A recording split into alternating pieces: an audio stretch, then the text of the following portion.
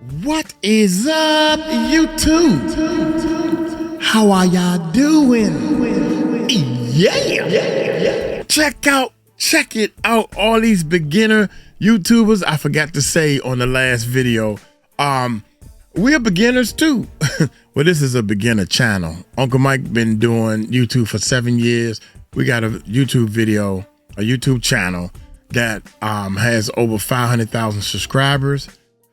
We moving into another plateau, baby. Shout out to all the beginners. Shout out to the people that's very beginning. Shout out to the people that's a little more advanced and ready to move to the next level.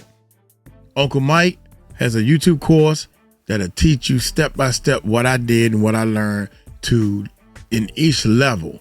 Right now, we kind of targeting the beginners, and I thought it'd be my team and I thought that it'd be a great idea to start a brand new channel because we trying to target exactly you. We trying to target the right people.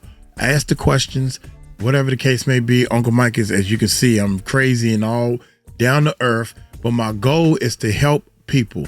I say that on my other channel. We have over 500,000 subscribers. We have 2 videos that reached over 1,000 views. 1,000 views. Slow down, pump your brakes, Uncle Mike. We have another video. Another video that reached 2 million views. Now, some people, the definition of going viral has changed.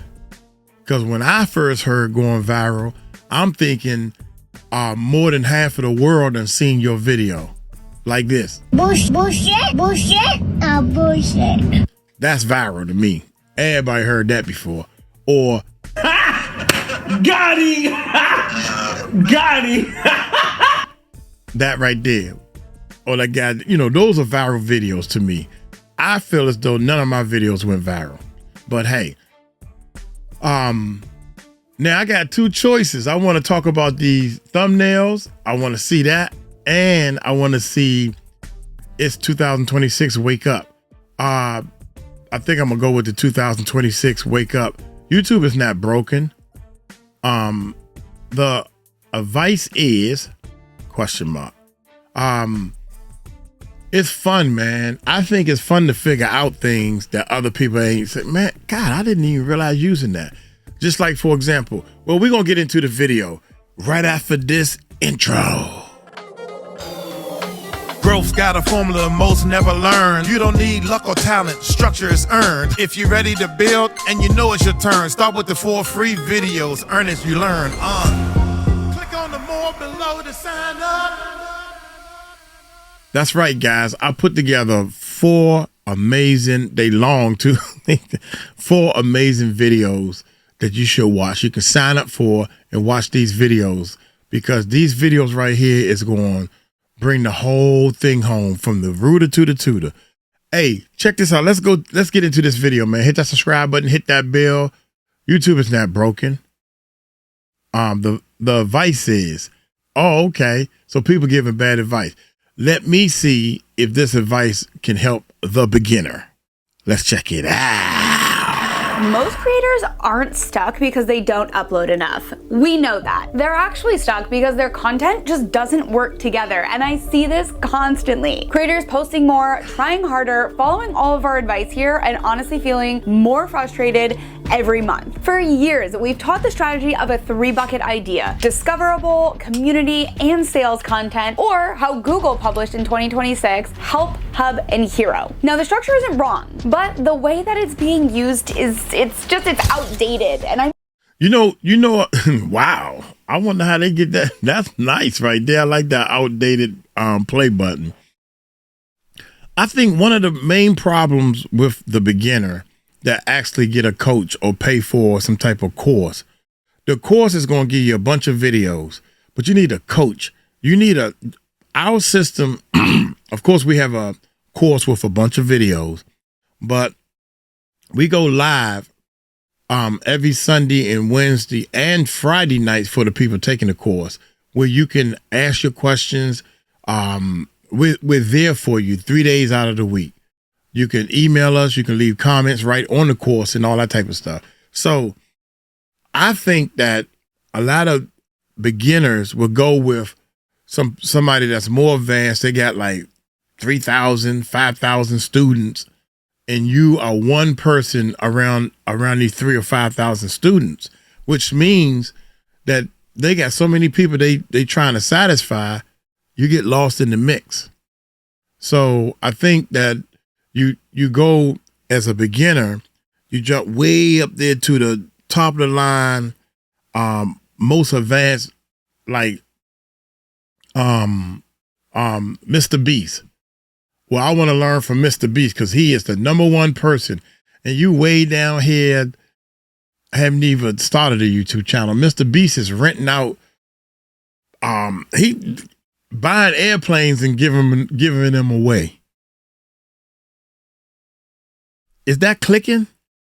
You know, you want to get advice from the #1 professor when you haven't even finished elementary school.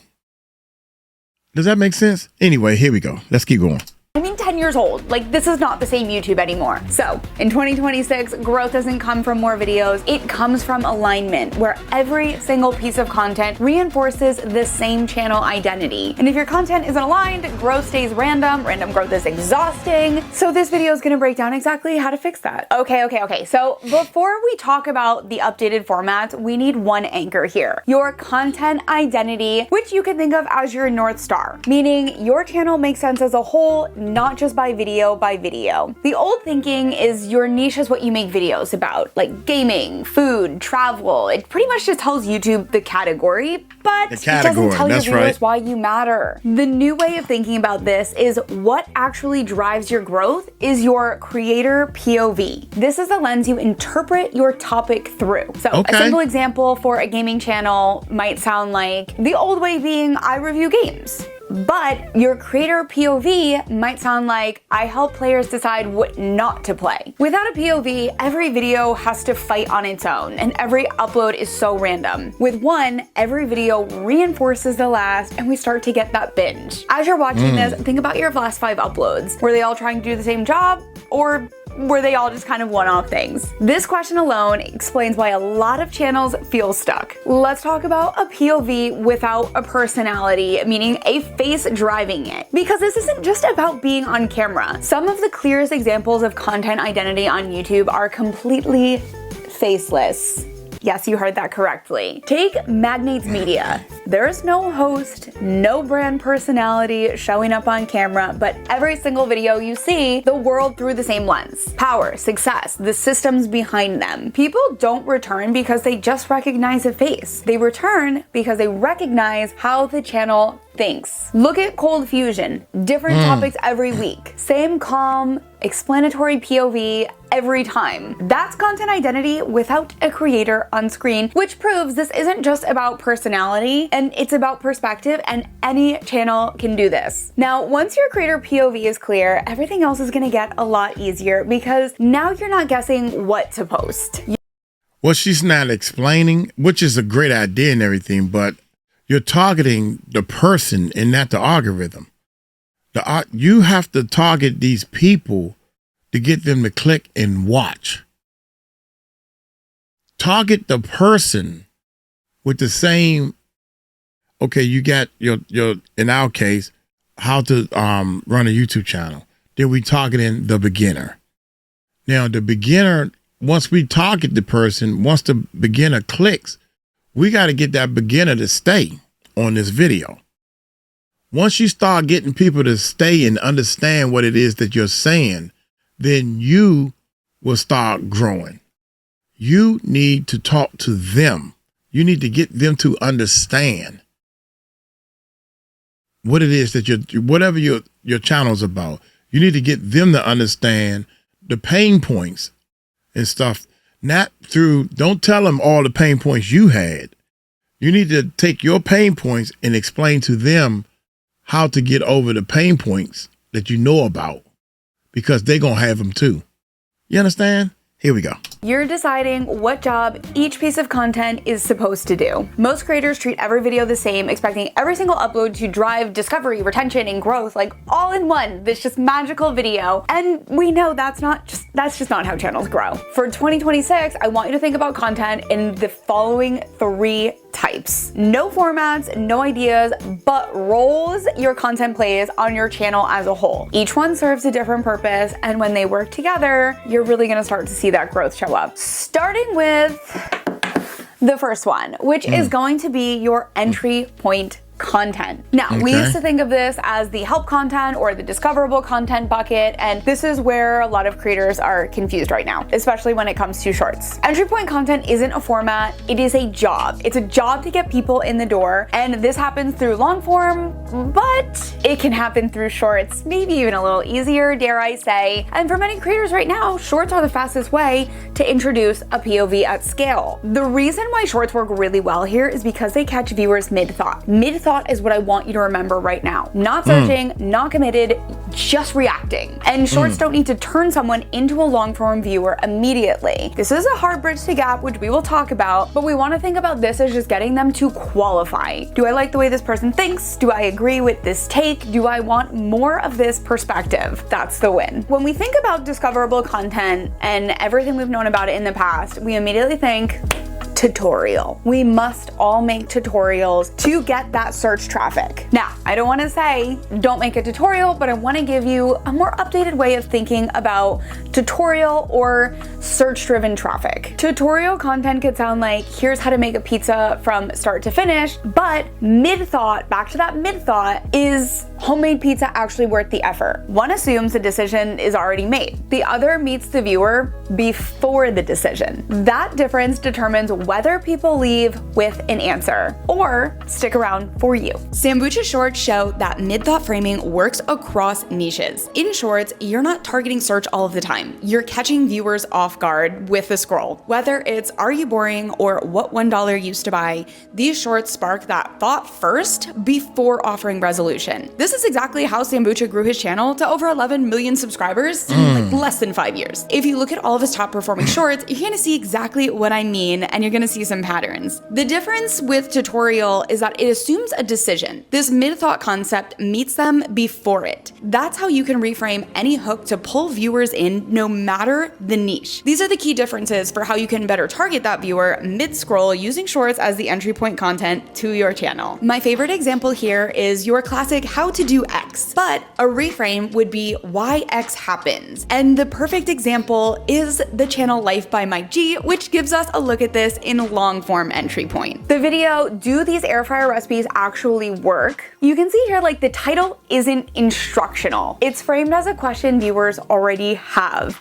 And that's where we're catching that mid-thought right there. Loyalty content is what we're diving into next, which is slower and relational. It doesn't force the jump. You design the actual transition. Loyalty content is what happens after people accept the invite. This is where viewers stop watching videos and actually start watching you, which I know is a major goal of most creators. Think of loyalty content as the friends who keep showing up. They're not there for the activity. They're there because the room feels familiar. I want you to look at Kara and Nate's channel here. Look at this video for 10 days of chaotic travel behind the scenes of our life. 1.1 million views right now. We also have annual updates, personal health videos, including Kara's epilepsy updates. This is really important to their channel because this is showing the loyalty their audience has to them. Obviously, their channel is built off of travel and doing extreme challenges and going to crazy places. But when you look at a video that's behind the scenes, that has to do with health updates, you are seeing the audience truly sucked into caring about who they are. If there's no content like this, then you lose the whole opportunity to have your audience show up in this way. Now, when we do make loyalty content, we don't necessarily expect the views that we would on the other two types of content, but this is what actually is going to bring people in deeper. It's that little bit,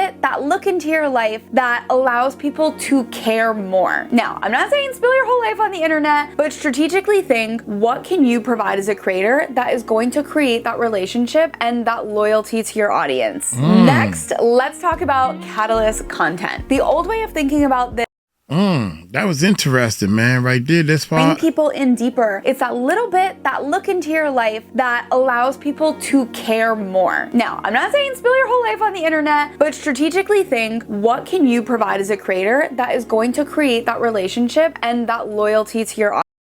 And that loyalty to your audience. Now, I think that a lot of people, because they're not beginners, they packing too much information into the video for the beginner. Does that make sense? This video is 9 minutes long, man, and she got, I think it's 3 different things she went over. I can't even remember what she was talking about in the beginning, which was some good information. Then you go to this. This is some good information. And she got one more point to make, and it's going to be some good information. It's going to be good information. It's too much for the beginner. It is way too much information. Do y'all remember what she just said beforehand? And guess what? This is what the beginner going to do. Once this 9-minute video over with, they're going to go look for some more information. Click. Let's watch this one. Don't do that. Stop guessing. Slow down. You need a coach to tell you. Now check this out. What can you provide as a creator? What can you provide as a creator? You're a creator. What can you provide that is going to create that relationship? You need to start building a relationship with people. Not just a viewer, and that loyalty to your audience. Does that make sense? You need to tell the people. All you got to do is find their pain points. You in your niche, bowling. For some reason, I don't know why I'm picking bowling today. When I throw that ball down the aisle, if for some reason it finds its way into those gutters on the side. I don't even know why they put them stupid gutters in the first place. You know what I'm saying? So you need to teach the person from the beginning. Not just, well, you just got to throw the ball down there straight. Well, hell, I was trying to do that in the first place. Where's the pain? Maybe because I'm twisting my wrist something wrong, or I'm using the wrong fingers, or the ball too heavy. I don't know. I don't bowl. But you got to build a relationship with them and say, I know what you're doing wrong. Even if I told you, you're going to keep doing it. So I'm not even going to tell you. Well, tell me anyway. No, I'll stop. Because my pain point is I'm trying to keep the ball from going in the gutters. So I say this to the beginner, man, that sometimes you got to sit back and start practice on number one. Number one is picking up the phone, hitting the record button, and practice on talking and communicating into that video, whatever your video is. Look back at your video. You should be practicing 2 or 3 videos a day, maybe uploading 1. Now that you know how to upload, keep practicing more, watching it yourself. Once you got over the fear of showing it to the world. Here we go, man. Audience. Here we go. Next, let's talk about catalyst content. The old way of thinking about this is highly discoverable hero content, meaning viral. But big spikes do not change channel trajectories, and a viral moment doesn't actually build a channel. The new way of thinking about this is catalyst content. It expands your audience without breaking your identity. The point being, it's understood without context, and it travels across niches. It upgrades how people perceive your channel and allows more people to come in. All right, let's look at Jake Carlini's channel. His viral content with a video like I microwaved 1 million popcorn kernels or exploding things with a lawnmower was all about shock. The payoff itself was the stunt. When we move to more recent content and look at his I Built series, like I built a secret gaming pod or I built a fist that can punch through anything, you can see that these go well beyond stunts. They pull in audiences with the story of what he's building and why. The concept and his storytelling storytelling appear to that wider adjacent audience? The actionable step for this would be to ask yourself if your next video relies on one big moment, or is it consistently inviting a new niche to stay? That's how you can move from viral to catalyst, by consistently reaching with a wider, bigger, story-driven idea. We're looking for longevity. That one viral moment is most likely always gonna come crashing down. YouTube isn't broken, but the old advice is, and creators who win in 2026, you're not gonna be the ones who upload the most. You're gonna be the ones who understands what every video is for and what every new bucket of content is doing. The real cost of getting this wrong isn't a bad video. It's just years of effort that never stack, and that shift is where the real growth begins. Think about how you can incorporate entry point, loyalty, and catalyst content on your channel, and this is gonna give you a good jumpstart for 2026. Stop following that old advice. We have so much updated, amazing advice if you're just starting your channel or if you're feeling a little bit stuck. Wow. Yeah. That's some great information. There's a lot of information at one time, but I'm hoping that you guys can understand it. Let me know in the comments if you understand and you got deep into it, man. Hey, I'm gonna get on up out of here. Y'all take it light, take it slow. Tell them Uncle Mike told you so. Peace out.